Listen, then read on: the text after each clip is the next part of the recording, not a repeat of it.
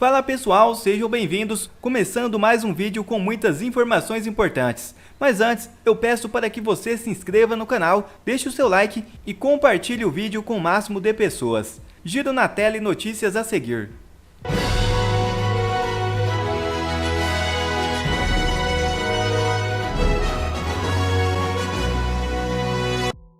Ato de Lula no 8 de janeiro criminaliza a direita e afugenta o Centrão. Veja o vídeo. O 8 de janeiro, fatos. E os fatos são complicados, no antes, no durante e no depois do 8 de janeiro. Antes de 8 de janeiro, não deveria ter acontecido aquela manifestação. O ideal é que tivesse havido inteligência estratégica para saber, e era previsível, que haveria uma repressão dura para qualquer manifestação daquele tipo em Brasília. O durante, aquela manifestação não deveria ter acontecido, pelo menos se acontecesse a manifestação, não poderia ter nenhuma possibilidade de invasão da Praça dos Três Poderes, que estava cercada. Bastava a polícia funcionar direito e bastava a segurança do Palácio do Planalto, do Supremo Tribunal Federal e do Congresso Nacional não permitir nenhum tipo de invasão. Nada disso aconteceu. Houve uma omissão total. Omissão perigosa, curiosa, criminosa, né? Dá para desconfiar do que aconteceu ali. E a resultante, aquela depredação, primeiro ponto fundamental de se lembrar, nenhuma manifestação dita bolsonarista foi marcada por qualquer tipo de depredação.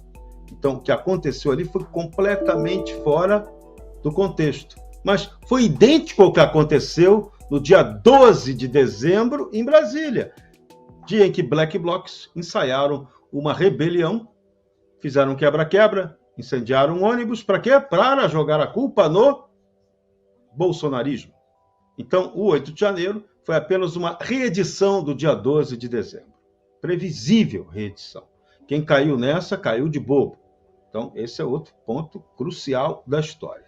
E o depois do 8 de janeiro, foi o 9 de janeiro, o dia do Holocausto Caboclo, o dia da perfídia cometido pelas Forças Armadas e que entregaram pessoas que estavam na porta dos quartéis para o campo de concentração, né? Foram presas, acabaram levando a culpa inicialmente dos atos do 8 de janeiro, processadas, condenadas, presas, agora a grande parte delas já foi solta, mas uma boa parte chegou a ser processada e condenada. Então, penas que são completamente fora do contexto esperado, né, para esse tipo de processo, no qual só o ministro Alexandre de Moraes concorda que houve ampla defesa, né? Os advogados dessas vítimas, desses que foram processados, não concordam com essa tese do ministro Alexandre de Moraes. E agora o ápice, né? O ministro agora vem dizer que houve toda uma trama para tentar sequestrá-lo, assassiná-lo, até enforcá-lo, e que isso seria algo patrocinado pelas forças especiais do Exército Brasileiro. Ninguém no Exército, até agora, nenhum comandante teve a hombridade, a coragem de vir a público refutar esse tipo de denúncia, de acusação feita pelo ministro Alexandre de Moraes, que diz se basear nas investigações a partir do 8 de janeiro e nos inquéritos que ele vem tocando desde lá de trás, desde o inquérito do fim do mundo e outros inquéritos. Então esse é um ponto polêmico, né? E a reação política a isso está sendo a esperada. O Congresso brasileiro, em sua grande parte, está constrangida de ter de participar da festinha armada por Luiz Inácio Lula da Silva para festejar algo que não pode nem sequer pensar em se festejar. Se houve uma tentativa de golpe, ela não pode ser tratada como algo a ser comemorado. Se essa tentativa supostamente foi debelada, isso também não é motivo para grandes comemorações. É motivo para mostrar o absurdo que está sendo a radicalização da política no Brasil, né? Não é para comemorar nem para lembrar sobre esse aspecto. E essa história do golpe é uma mentira, é a maior fake news da história do Brasil. Você só tem golpe militar se você tiver capacidade, primeiro, política de fazer e vontade política. Se você tiver apoio militar para realizar, coisa que também não aconteceu, nem aconteceria e nem vai acontecer.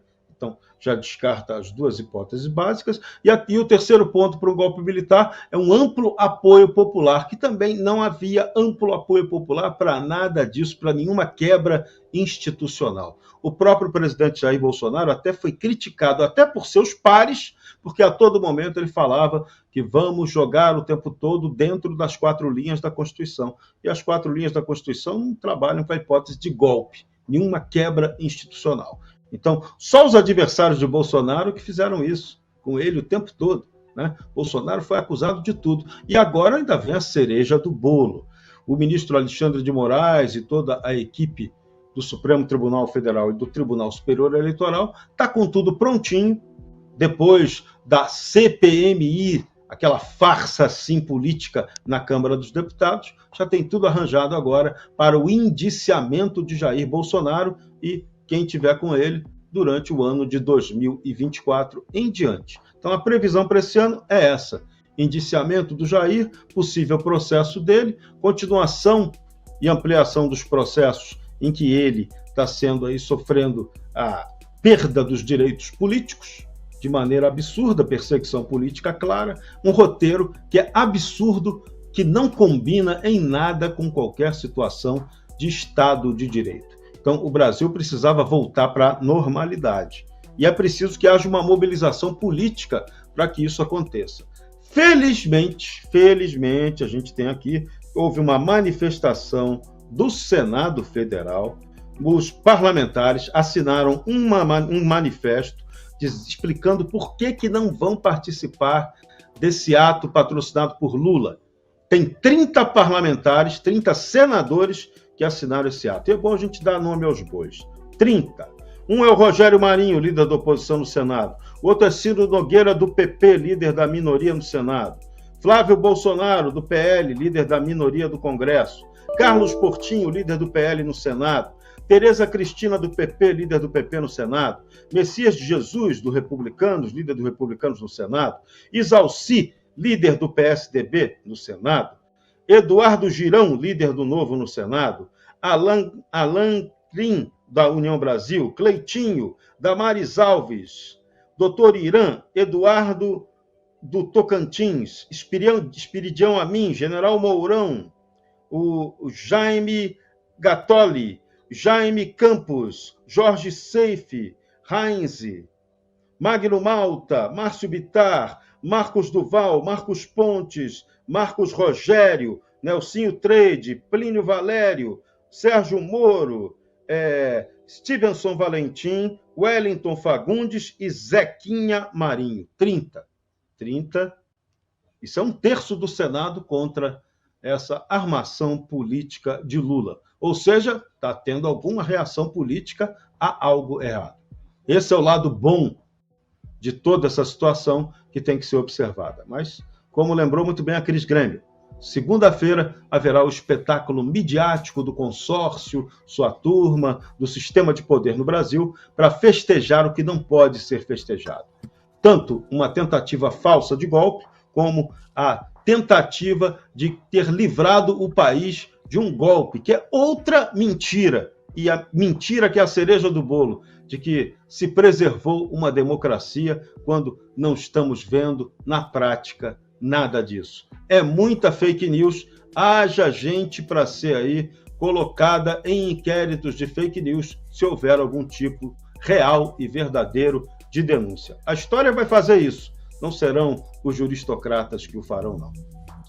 Essa manifestação dos senadores da oposição sobre essa solenidade do dia 8 de janeiro foi uma manifestação perfeita. Esse evento do dia 8, ele não vai ser um ato solene em defesa da democracia, como eles dizem, mas sim é um teatro, e um teatro macabro, em que a morte da democracia, na verdade, é a peça que está em cartaz nesse teatro que a gente vai assistir. O que nós vamos ver nesse dia 8? Nada mais, nada menos do que Lula e os seus ministros se utilizando desse evento para faturar politicamente, posando de heróis e defensores máximos da democracia, quando Lula e o PT são uma expressão do pior autoritarismo latino-americano, e os ministros do STF a gente vai ver discursando, enchendo seus egos com os holofotes, eles mesmos que estavam lá em lançamentos de políticas públicas do governo, eles mesmos que estavam em lua de mel com o governo Lula, que disseram, nós somos responsáveis por Lula chegar ao poder.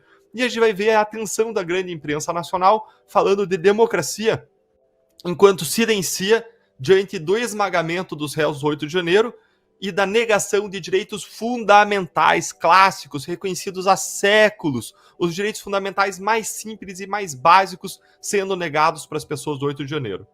E do outro lado, a gente vai ter representantes do Congresso Nacional sendo praticamente humilhados pelos outros dois poderes, especialmente pelo STF, que não tem mais qualquer tipo de pudor em atropelar as prerrogativas do Legislativo e em assumir a atribuição que não é sua, de legislar. Eu queria destacar nessa manifestação dos senadores 3 pontos importantes.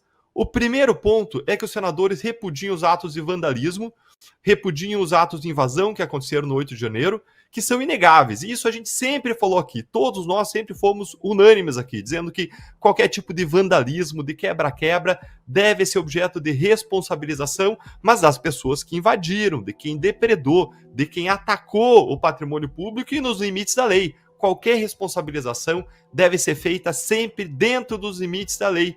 E essas pessoas só poderiam ser responsabilizadas, aí no máximo, pelo crime de dano, não por golpe de Estado, não por tentativa violenta de abolição do Estado Democrático de Direito ou ainda outros crimes impossíveis e que o STF está usando para esmagar, para condenar essas pessoas, para enforcar em praça pública.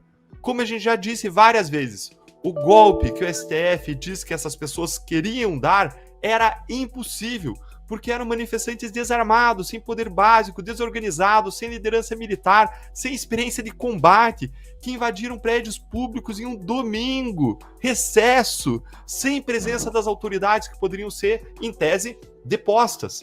Não havia ali o apoio das Forças Armadas, nenhum tipo de golpe. Como que as 2.000 pessoas do 8 de janeiro poderiam sobrepor os mais de 300 mil militares? E lembre, pessoas desarmadas contra militares com tanques, aviões, navios de guerra, armamentos pesados que existem no Brasil. Então, a responsabilização de quem praticou esse vandalismo do dia 8 de janeiro deve ocorrer de acordo com o devido processo legal, para que cada um seja punido na medida da sua responsabilidade. E mais, com individualização da conduta, com provas, está lá cheio de câmera de segurança, não só aquelas que desapareceram do Ministério da Justiça, mas as dos prédios dos 3 poderes, com imagens que comprovem os crimes de cada um, com gravações de vídeo, com fotos, com depoimentos e testemunhas, e não como está sendo feito, diferentemente desse absurdo que a gente está vendo, em que está todo mundo sendo condenado em lote, sem individualização da conduta, sem provas específicas, sem estar comprovada a conexão com ninguém que tenha foro privilegiado que justificasse a competência do Supremo Tribunal Federal. O segundo ponto que eu queria destacar desse documento dos senadores é a defesa da democracia, que não é, nunca foi e jamais será monopólio da esquerda. Não é. A direita sempre defendeu a democracia. E aqui os senadores da oposição fazem uma defesa da democracia real, não dessa democracia fake, fajuta, que o ministro Alexandre de Moraes e que o Lula defendem, em que eles não têm limites no exercício do poder. Não existe democracia desvinculada aí de um Estado de direito, de rule of law, de divisão de poderes, e tudo isso está sendo derrubado no Brasil. Eles usam e abusam do seu poder para esmagar as pessoas, para atender vontades e interesses do poder, muitas vezes a partir de uma promiscuidade entre poderes. Prova disso, gente, é que os grandes corruptos pegos na Lava Jato e que foram investigados pelo STF, vários ainda investigados no STF, nunca foram responsabilizados pelo STF, que mostrou agora, nesse ano, que quando quer responsabilizar, consegue, basta vontade política. Então, o que não existiu nos outros casos foi vontade de responsabilizar. O que nós vimos foi o STF que passou a mão na cabeça dos criminosos, que se ajustou aos demais atores do establishment, da casta. O fato é que nós temos 2 direitos no Brasil. Um direito para aliados poderosos, um direito que é amigável, que abre sorrisos, que passa a mão na cabeça, que dá abraços. E um outro direito, o direito do esmagamento, o direito da vilania, o direito do rasgamento das leis e do puro exercício da força para enforcar as pessoas, que é aplicada aos inimigos da corte. Nós vemos hoje um grande acordão entre pessoas poderosas dos três poderes.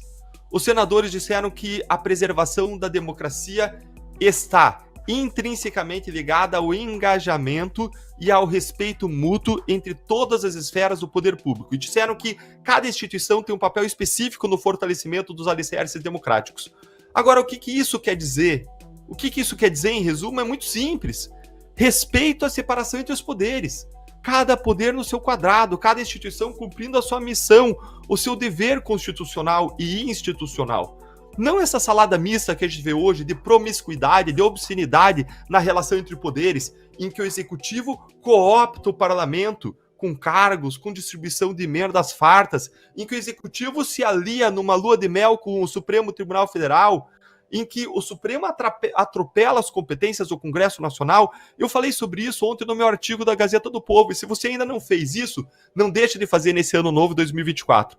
E, em terceiro lugar, nesse documento dos senadores, tem uma crítica que eles fizeram aos abusos judiciais do STF.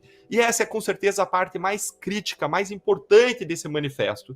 E fala ali sobre os inúmeros abusos judiciais do STF que têm violado direitos, prerrogativas fundamentais dos réus do 8 de janeiro, em nome de uma suposta defesa da democracia.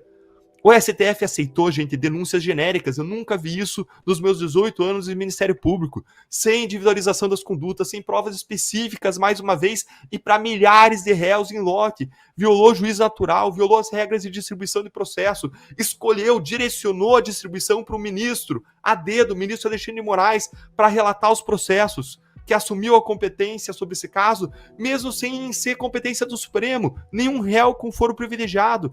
E até hoje o STF não apresentou provas de conexão de alguma pessoa do 8 de janeiro com alguém com foro privilegiado, que fosse justificar sua competência.